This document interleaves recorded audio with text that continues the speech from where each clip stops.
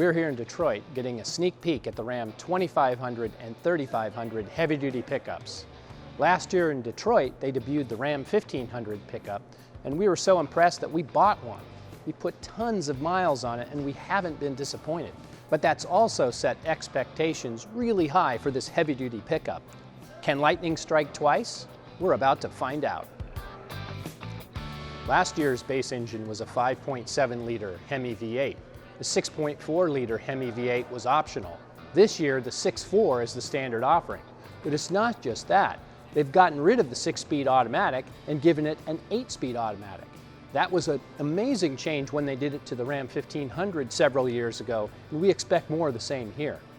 But if you don't want a gas V8, they've really improved the 6.7-liter Cummins turbodiesel as well. It's still a straight 6, but now the base version of it has 370 horsepower and 850 pound-feet of torque, which is a big improvement.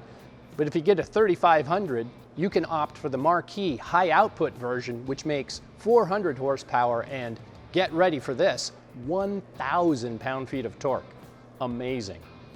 Ram is putting all of that torque to good use because the maximum tow rating of a 3500 dually with that engine is 35,100 pounds. That's almost 4,000 pounds higher than it was last year. And the maximum payload is 7,680 pounds, which is higher than anyone else as well.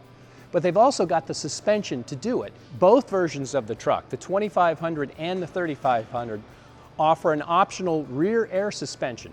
That was true last year, but this year they've added a new capability, a bed lowering mode that allows you to lower the hitch ball or the tailgate 2 inches. You can actually back under the trailer and raise the truck up and make the coupling. You don't have to jack the trailer up and down as far to make the connection. That's something I really am looking forward to playing with. One of the things that really got us excited about the Ram 1500 is what they did inside the cab. And the Ram 2500 and 3500 are nearly as impressive.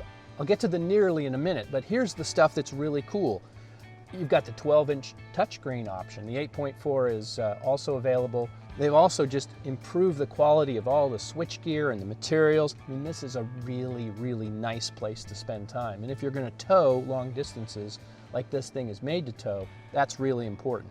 This truck also has something that other trucks in the class don't have. You can get a safety suite with automatic emergency braking, which actually involves the trailer brakes as well, which is really unique, and adaptive cruise control that'll work all the way down to a stop.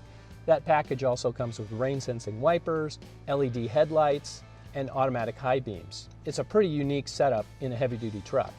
If you get the gasoline V8, there's a rotary shifter for the 8-speed automatic.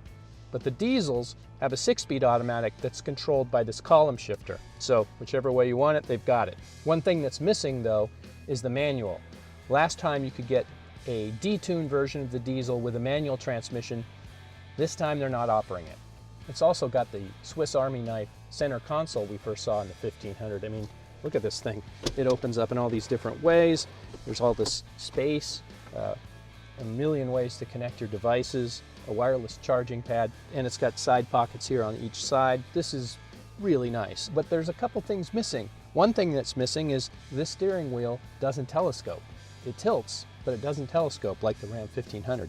And it's also got an older design on the knobs here, so it's like they changed a lot of things, but they left a couple of things the same as last year. But from the driver's seat, you would barely notice that. The back half of the Ram heavy-duty cab is a little different from the 1500. The crew cab is the same as it was before, so it's not quite as big as the Ram 1500's crew cab. But that's because Ram has always had a mega cab for the 2500 and 3500, and that's what I'm sitting in right now. It's got more leg room than the 2500 crew cab, and it has this trick. Seats recline, which is something that the 1500 did in the crew cab. This one does it in the mega cab, and it reclines back so you actually get more leg room as you recline the seat. It's also got the same nice features on the back of the center console. It's a flow-through console with vents.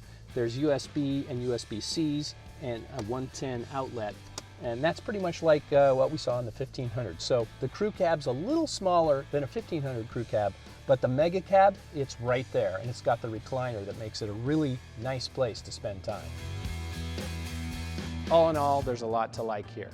The cab, the tech, the air suspension, and it's hard to argue with 1,000 pound-feet of torque.